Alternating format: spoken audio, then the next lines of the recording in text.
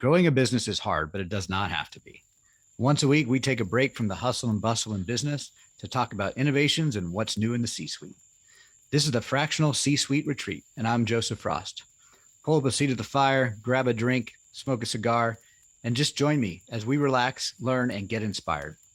This retreat is sponsored by Your CMO, helping organizations grow with better marketing strategy. Welcome. I'm excited for our guest today. He is a community builder, first in the film industry, and now he's building communities in the blockchain and coaching of entrepreneurs industry. He focuses on bringing people together, both personally and virtually, through all sorts of tools and techniques. He's founder and managing director at StoryLux. Welcome, Simon Chappuzeau. I'm not Thank French. you. I have a hard time with your name, but Chappuzeau, yeah. Chappuzeau.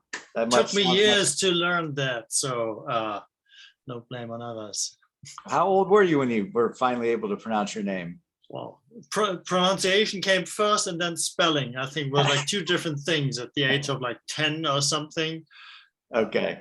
All right. So I got 10 years to catch up, and then you can blame me. Well, thanks for being here. I want to get started with the first question I like to ask our guests is, if there was something that you could share with the C-suite, other business leaders and business owners, what would you want to share? What's something interesting to you or something you're working on that you think more people should know about, be aware of? Well, I think one thing that sort of like fascinated me over the past months is like with marketing especially, it's a very unique, bespoke thing for every company, for every product, for every service. And I see a lot of people trying to find the golden bullet for their marketing challenge. And people say, yeah, gotta do Facebook ads or LinkedIn or da-da-da-da. And I don't think there's this one thing. It's always unique to your company, to your service, to your product.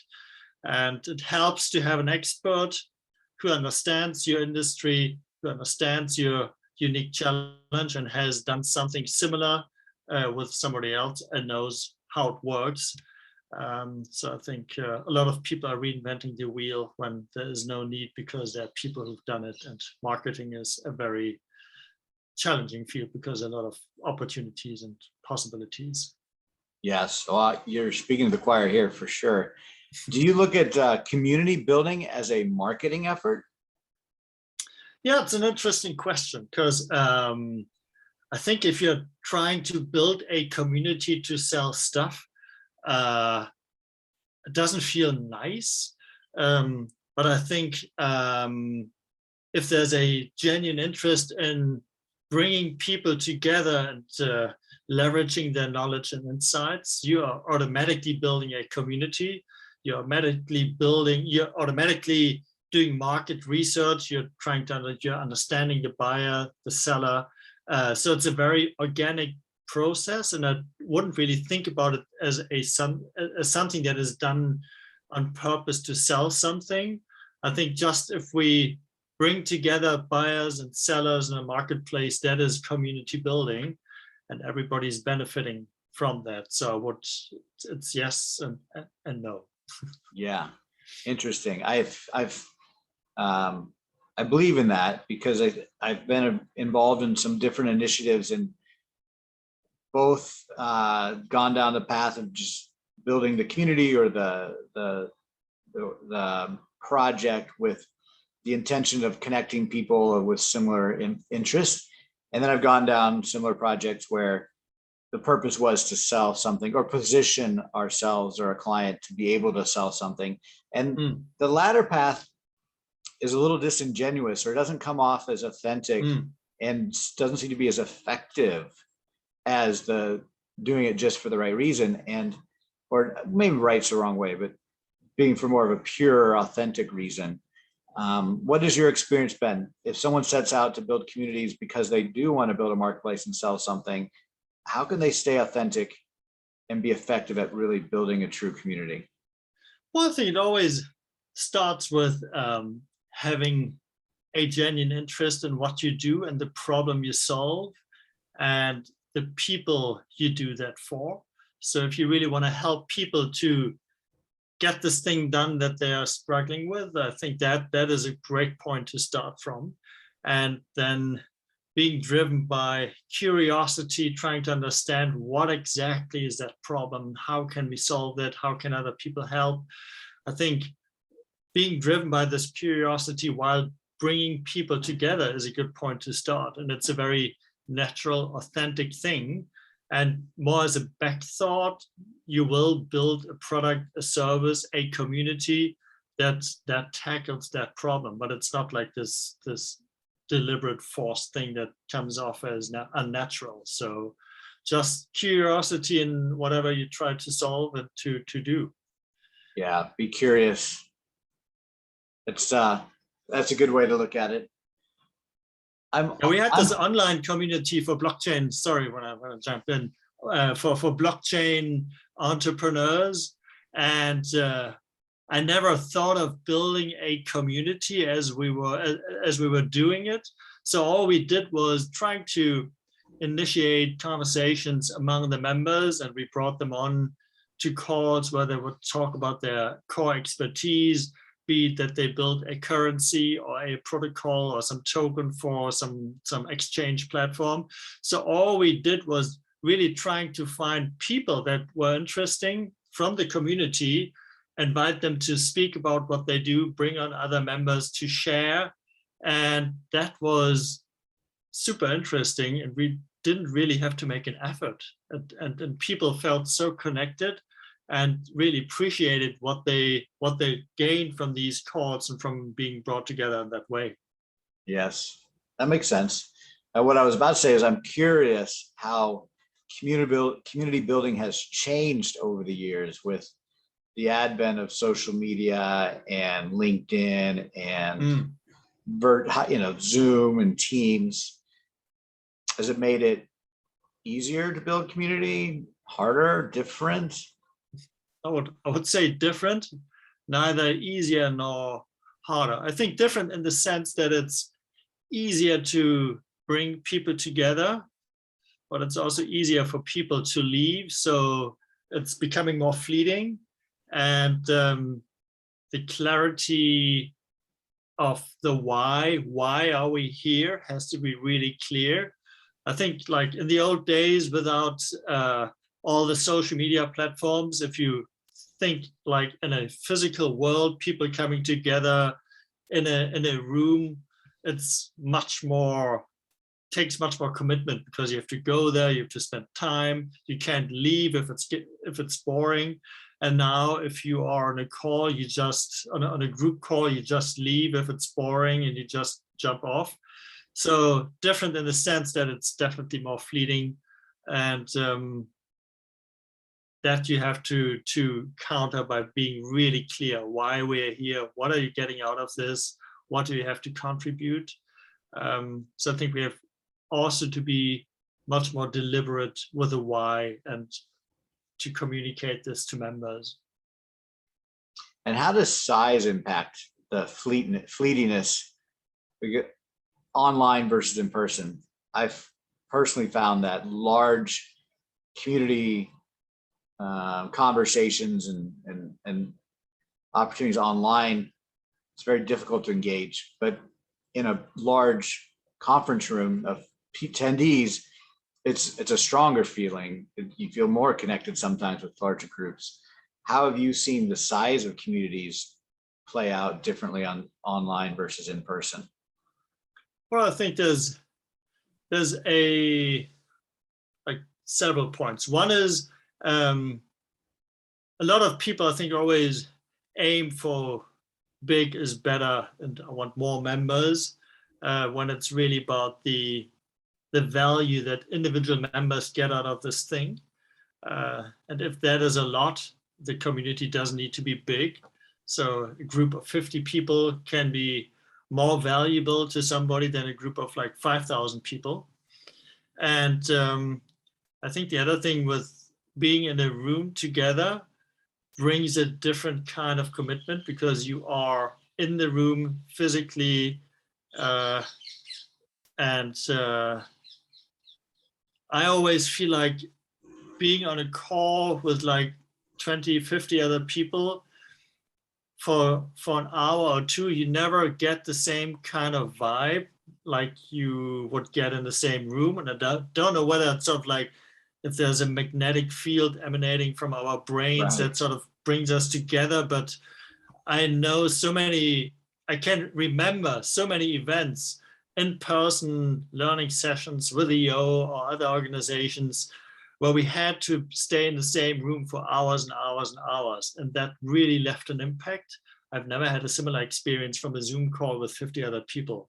Right. So I think there's something being said about being in the same room. Yeah, and I wonder, is that changing our universal experience around community? So much more of our communities are online with social media, with Zoom meetings, with online learning and conferences. Is the expectation different? Is the universally the idea of a community now is hybrid, and people are associated that way, or is it two separate communities? You've got your in-person communities and you've got your virtual communities. I think there's a misunderstanding, or misunderstanding is maybe a hard word, but with virtual things, you have to make a deliberate effort to make that work. We come from this offline world, these in-person things, where we had a certain culture of like you're punctual, ideally. You don't sort of get up in the middle of a talk. You don't sort of interrupt people. There's sort of like things that we just don't do because it would disrupt the flow of the thing. And I think with virtual things, we have to develop certain habits and commitments to make it more binding.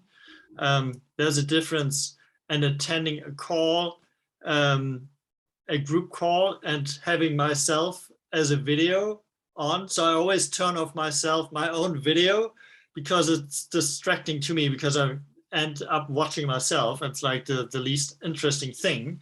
So that is a cultural thing that I think we have to learn to turn off our own video, to pay full attention to the screen, to really listen, not check messages in between, because it's all taking away our attention. And these are things that we have to learn.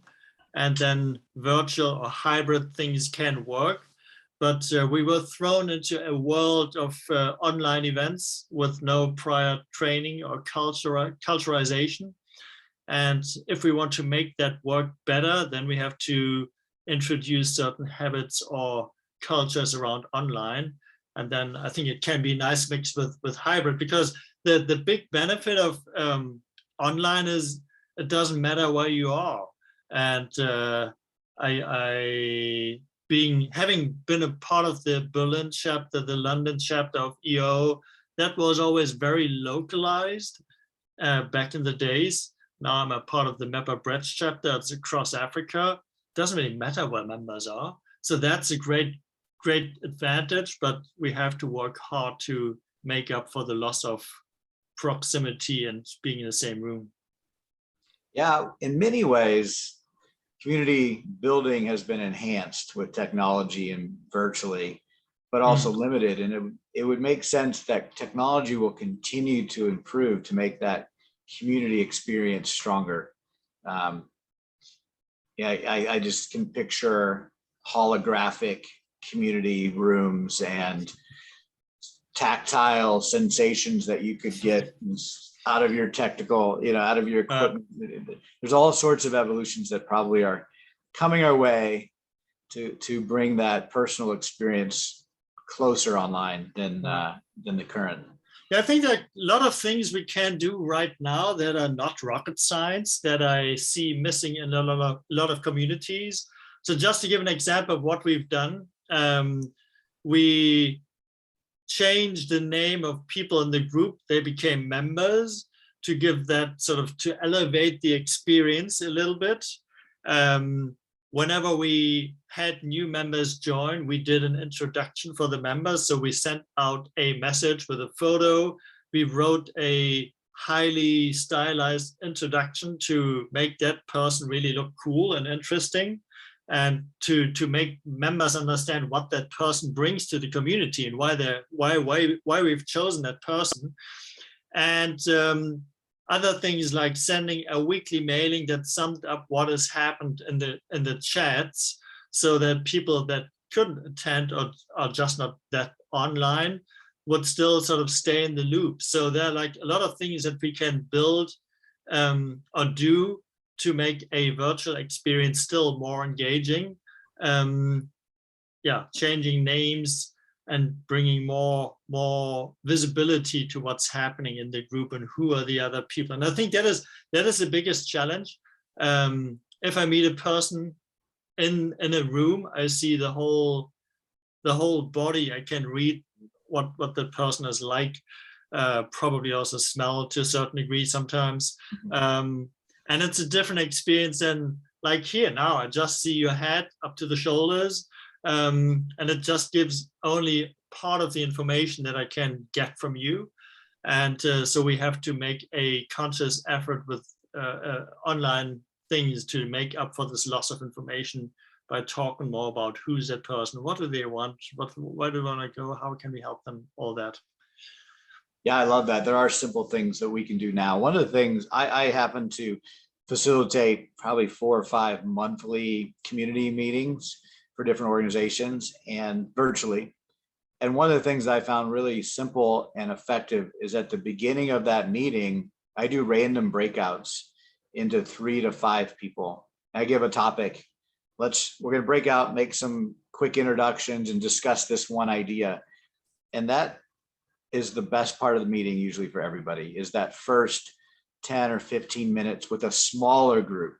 And then when we come all back in the room, then we might have more of a learning event or kind of a speaking or one-way communication, because it's just hard with 30, 40 people to get any type of intimate conversation. But when you do, at least with Zoom, and I've not done it with Teams, but the random breakouts rooms, it's a great way. Simple. I think it's great because they, at the beginning of this big thing with all these people that they never get a chance to talk with over the next 1, 2, 3 hours, but they can form their little tribe of like 3, 4, 5 people and can create this intimacy that allows them to open up.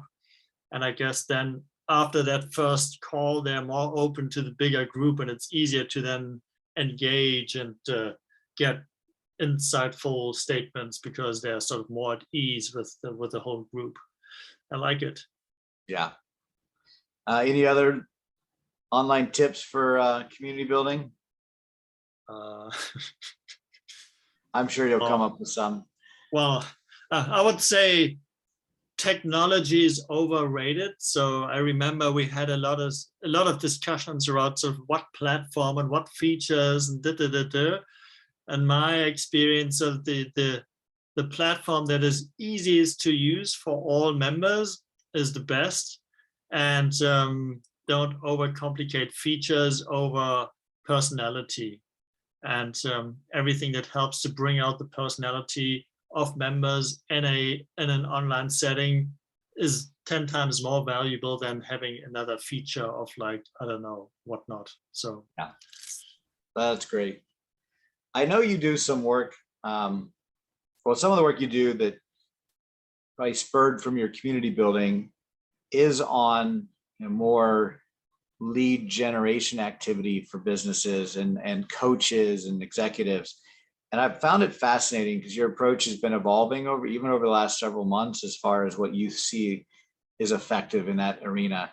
So talk a little bit about what are some of the best practices that you see today for executives and or sales leaders or business owners that are trying to leverage LinkedIn as a way to build their and we'll transition from community building to prospects, because you've done a lot of good work in that area, and I know you have iterated quite a bit. Can you share some of the best practices and what you've learned?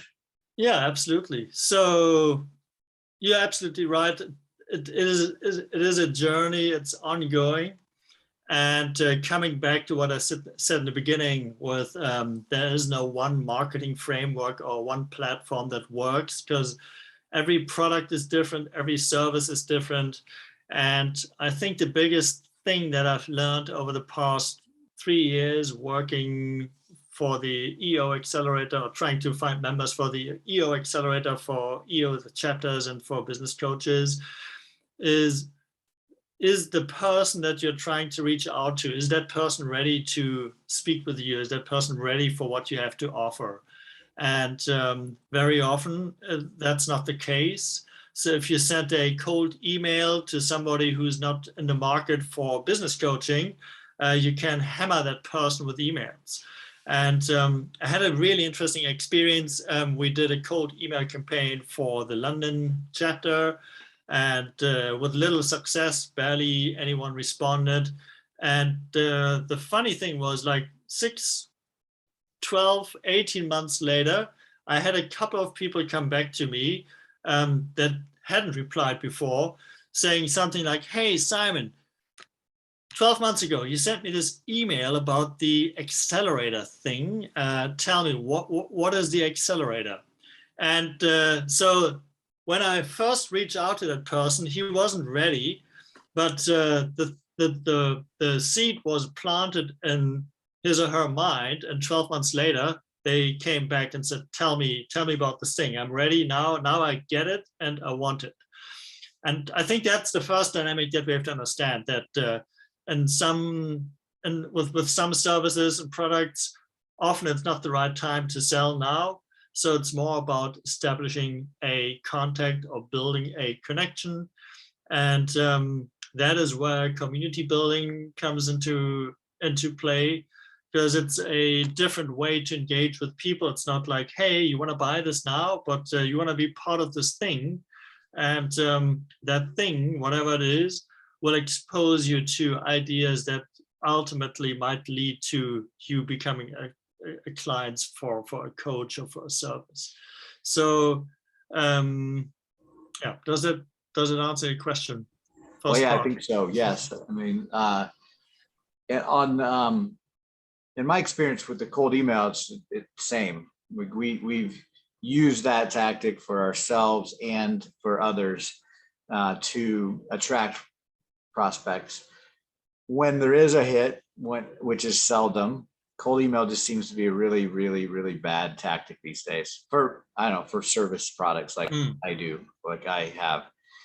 But when there is interest, it's also very, what's typically known as top of the funnel. It's very early, intrigued, but not ready still. And so that touch point, if there's even a conversation made, it could be months away from that lead being ready to have a strong conversation. But there's other tactics that are much more instant. Google comes to mind. People are searching for business coaching and they come up with they see an ad, they're going to click and they're ready to buy. Most likely they're not searching for something going to do 12 months later. Usually there's some funnel searching going on there, but those are just two different techniques. But a community, it sounds like, can bridge that gap, and it can put people that are anywhere along that spectrum in the funnel into one community that can continue to be nurtured. So when they're ready, the opportunity's there. When they're not ready, they're still receiving value from the community, and you're building your funnel through a community. Is that how you see it? Yeah, and let me make a comment of Google Ads on Google Ads, which I think has spoiled the expectations of some people, because Google Ads are great for transactional things that you can clearly define. I want to buy a new car. I want, I don't know, I want a new Tesla. So that is, I can type that in. But already with the business coaching thing, I can look for a business coach, but it's such a wide field, and it's so dependent on the personality of the coach that's an area where I'd rather go with somebody who was recommended to me from somebody that I trust than look for a Google ad, because it's less transactional and it's more personality based. So I think a lot of people have this expectation that Google ads can solve a lot of things. And I think in a lot of cases, it's just not the right channel or the right tool, because it's a different dynamic. And with the community building, to come back to your question, it's a great way to engage with people that are top of the funnel and not quite ready for like the big thing, but that have an interest, that sort of sense a problem. And I think often with business coaches, nobody says like, I want to remake my whole company and put it on an operating system like EOS. It's mostly like, I don't know, we always seem to hire bad people. What are we doing wrong? And then sort of you start looking into this one thing, and then there's sort of like the whole cascade of other connected things that all tie together.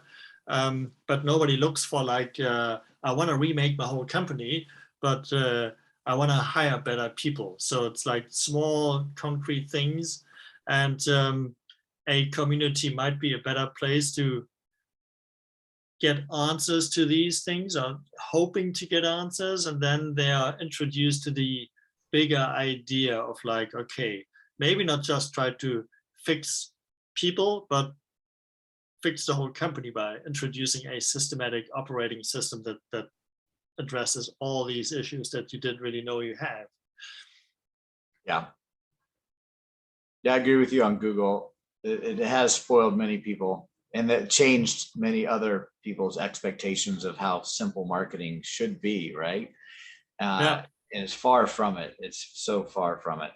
Yeah, and also for me, it's one thing that I've learned to now say when we start working with a business coach is to say, you should at least expect 6 to 12 months before you can really make a good call on whether this works for you. And Google Ads, you turn it on today, and tomorrow you know whether it's sort of working or what you can tweak. But this relationship building, community building, that takes time. But the good thing is, even if you turn it off after 12 months, it keeps running. If you turn off Google Ads, it's off. Right. You don't get anything else. But if you have a community running, or if you have a strong LinkedIn profile, which I see as some way of a community, that keeps giving you dividends far beyond the point when you stop publishing stuff, because people still find you and engage with you. What are some of the elements of a good LinkedIn profile? That is a good question. And I think it's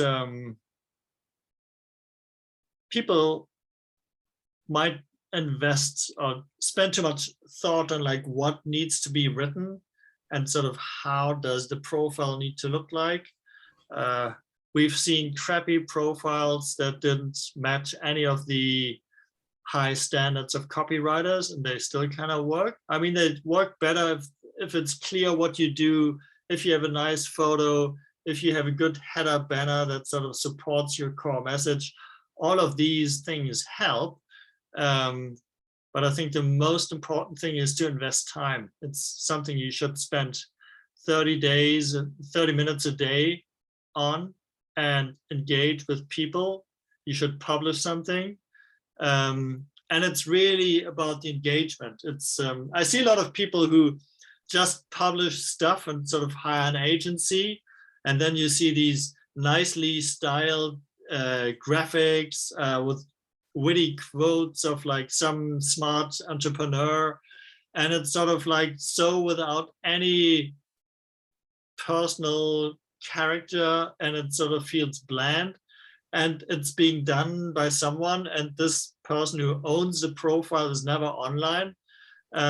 So one simple dynamic is like, when you comment on someone's post and you get an instant reply, how does it feel you? I mean, it's so much nicer to sort of get an instantaneous reaction.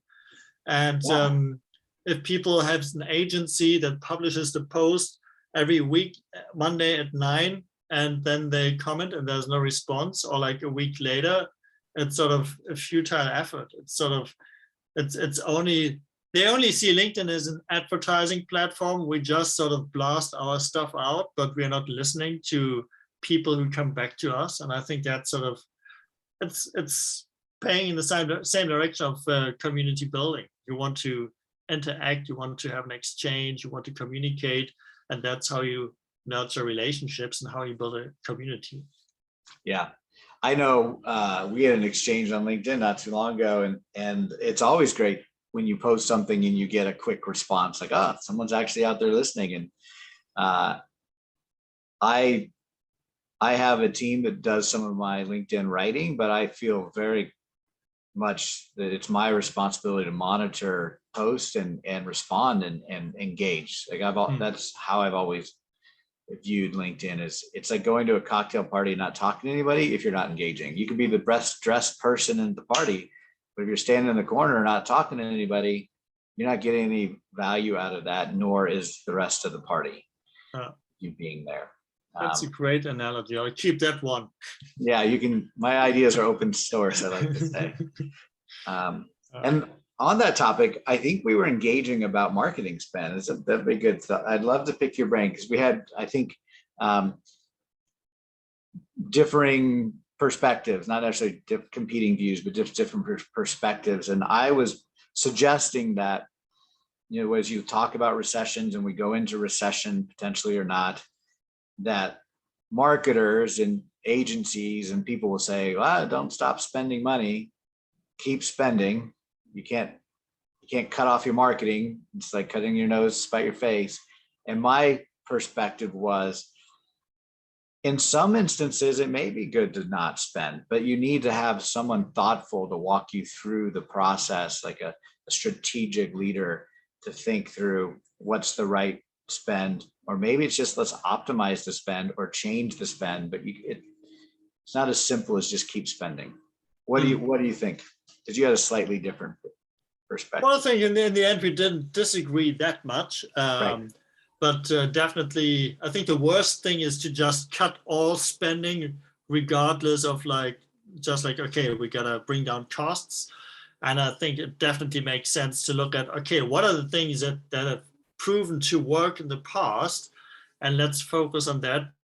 Let's maybe cut back a little on like experiments, unproven experiments that haven't brought in any ROI, and just take that spend and invest it in the areas that we know work and focus on that for the time being. So I think we are aligned on that. But I think, yeah, it surprises me that there are still companies that sort of then just cut everything. And it's like, okay, every department has to cut back by 10%. And it's like, yeah, maybe not that one, because it's sort of the one that fuels your business. Maybe look twice. I like that. I like that take. You explained it better in person or virtually than you did on LinkedIn. The idea of invested expenditures that we just have been experimenting with versus tried and true things we know have ROI. That separation, I think, is very important for companies to make across the board, and don't often look at expenses that way. If you look at a bucket of operating expenses, rarely do you pull out, well, what if those expenses were truly experimental and not necessary, or things we were just trying or doing because we could, versus the things that we absolutely needed to do to operate. And marketing has so many of those types of expenses. It seems like most of marketing is an experiment. At some level, all of marketing is experiment at the beginning until you figure out what's working. Then you can pour some gas on it. But I would guess most people's budgets, if they looked at their operating marketing expenses, a large percentage is experimental. I just don't know if it's working. Would you agree? Yeah, it's a wild field. So I think a lot of companies might just be bad at tracking what works and what doesn't. They just do stuff, and they can't really pinpoint and say, this happened because of that. And I understand very often in marketing it's hard because you can't, if you don't run like a clear ads campaign where you can see, okay, we spent $100 and we got a 200 back in revenue, that's clear cut. But like all this fuzzy community recommendation after 6 months, people come back thing, that's much tougher to measure that. And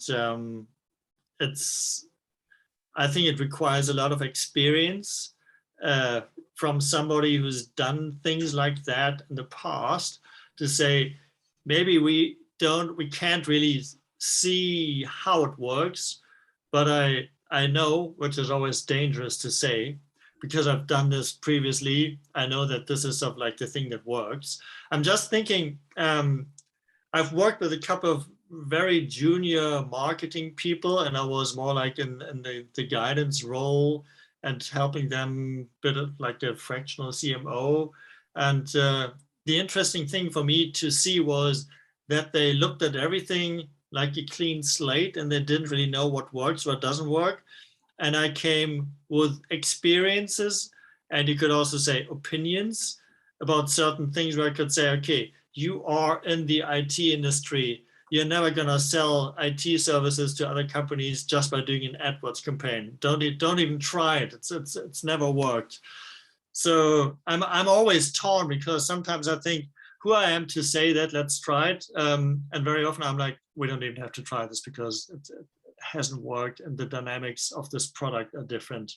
Yeah, so I think I went off on a tangent here, but anyways. No, not really. You did a nice job summarizing like the thought there. It's many companies just don't measure to start with. And so they don't know what's an experiment and what's working and what's not working. I think when you go into the cut mode or the optimize mode without those metrics of what's working, what's not working, you just say, heck, let's just scrap it all. Let's just start over. And that's the danger you were alluding to, is you just can't cut everything. There needs to be some data to help decide what to keep doing and what not to do. And I think you need somebody who's really, so thinking about business coaching, thinking about high price point products that are services that are being sold on a personal basis. You need someone who really has been around for a while in that company. So they know like, hey, John Doe, he's called us 3 years ago and he's gonna come, he's gonna become a client at one point, and really have sort of a big picture of like a lot of names that have touched the company or the business in the past, and have a sense of like certain people will return. We didn't convert them right away. And I think that's a challenge for a lot of businesses. You have CRM systems, you can capture a lot of information, like this person got an email 2 years ago, they called us 18 months ago,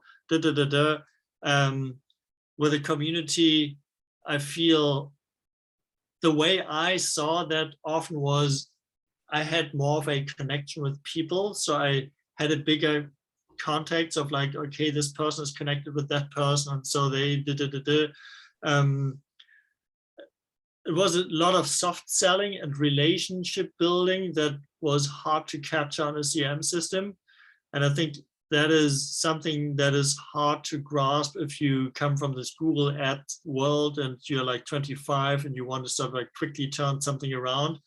There are a lot of relationships among people that are hard to capture in the sales process, but yes, that sometimes bring in money that are, well, it's dangerous to just cut something because it's not doing anything, and it is. You just got to be more patient. So yeah, but it's you can't track everything. It's really hard, I should say, to track everything well. There's so many soft interactions. There's conversations that happen in passing, in groups, and at events. Like, I'm a big believer in just making random connections and adding value through connecting other people randomly. That, I mean, it's not random as much as just for the sake of creating connections. And I can tell you, I can look back almost every time at a lead or referral that I get is because of some connection I made many, many months ago, completely unrelated. And it's, you can't track that in a CRM. And that's things that happen in the universe. We don't have any much control over it. You just have to be open to it and play the game. But it Use helps to customer have sort of a instinct. bigger system, like to know, okay, what we do on LinkedIn has an impact. So for example, what I've seen over the past months when I started posting daily, I don't see a lot of people, or I see people commenting and liking the posts, but I've met a lot of people that told me, hey, I like your posts. I read everything you do. So I'm having an impact that I can't measure, just because people don't leave any traces by just viewing the stuff. And it's yeah, it's having an impact on their mind. So they remember me. And building a system between LinkedIn, having a podcast, having a good email list. You can have some touch points that you can measure, but there's a lot happening among them that you can't track, and you gotta trust that it works. And I think that's the thing for C-level leaders and business owners to understand, is that now our personalities and our profiles are so much more visible than they ever were as individuals. And the power of that is that we can spread more awareness of our business through our personal profiles than ever before.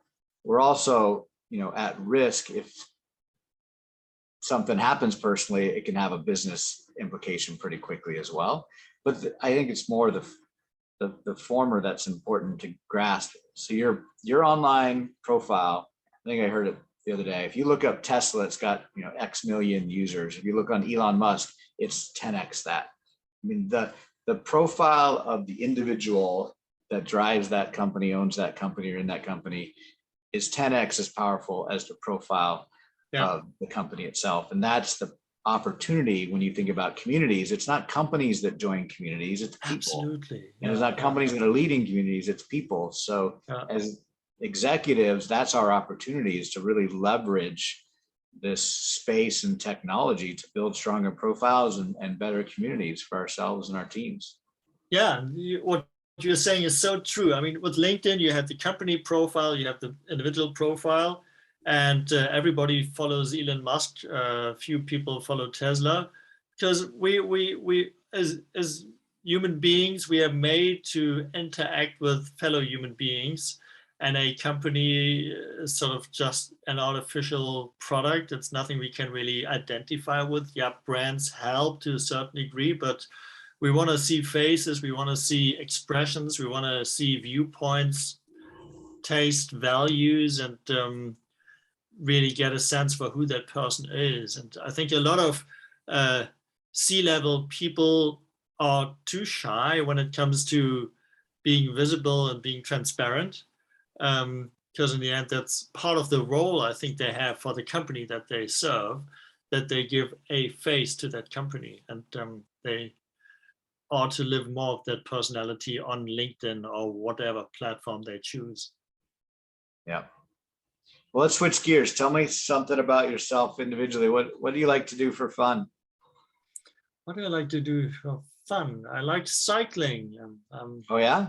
I'm really excited to be back in London. I haven't been here for 2 years, and I just love cycling through London and going to meetings, and while everybody else is in a stuffy subway car, I can sort of freely float on the street. So I think Is London bike friendly?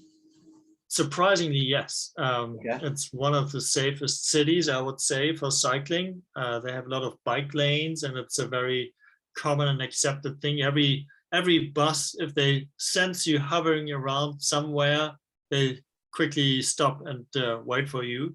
So it's a really bike-friendly city, and it's a good place to cycle. Great. Have you done any racing? Well, not like competitive, but I did a fun thing. I did a couple of charity rides from Paris to London. Sounds like crazy, but it's sort of one of the life lessons that I took, that if you sort of ride at a steady pace and do that over a prolonged period of time, you get very far. And you would think like Paris, London, isn't it like fucking crazy far? And it's indeed, it takes you 3 days if you cycle for 6 to 8 hours a day, and you just get there. You just sort of like keep pedaling, and it's great fun. I did it as part of a charity ride for an organization called Tech Bikers.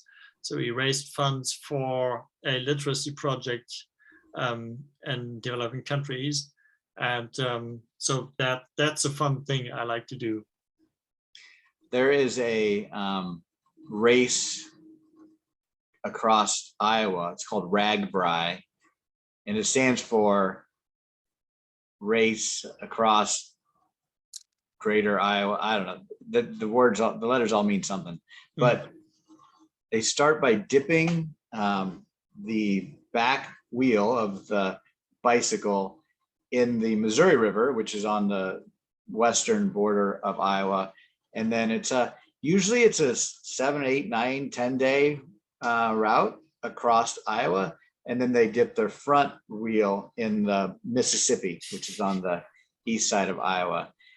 And it's a big deal. People have been doing that for years, and it becomes an event at every stop along the way. So there's always a different route. There's always little towns that they're stopping out, and those towns host big events. It's a campground, idea. All these buses come, and they're pulling all the gear, and the bicycles get off.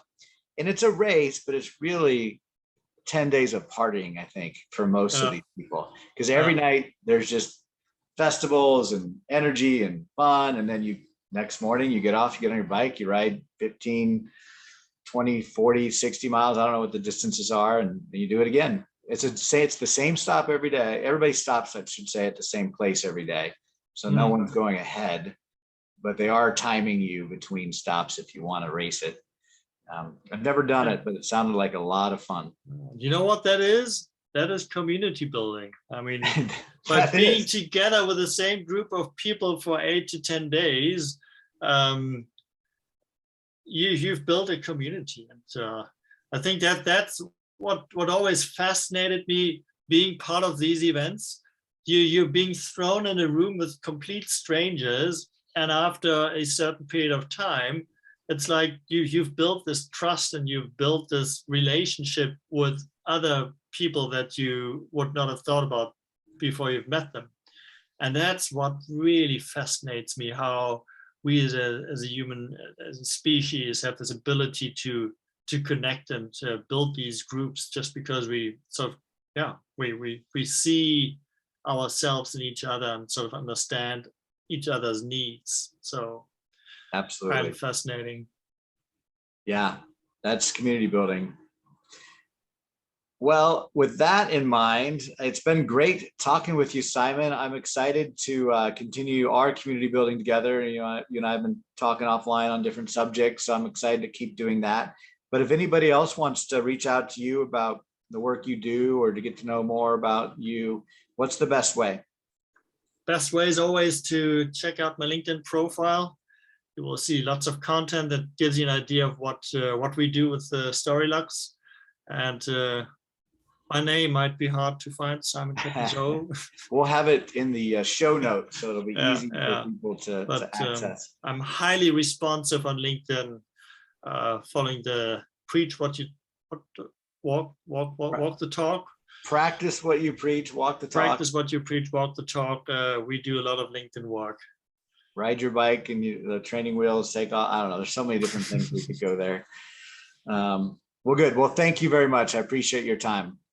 Thank you for having me. And thank you to all of our listeners. If you want to reach out to Simon, talk about bikes or community building or building a bike community, I'm sure he'd love to hear from you. And I would like to hear from you and talk to you next week on our next show. So thank you for tuning in. And that's a wrap. There's another successful episode of the Fractional C-Suite Retreat. See our show notes and more episodes at fractionalcsuiteretreat.com. This podcast is sponsored by Your CMO, helping organizations grow, save time and money with better marketing strategy and fractional execution. Visit them at yorcmo.com, yourcmo.com. Spelled wrong on purpose.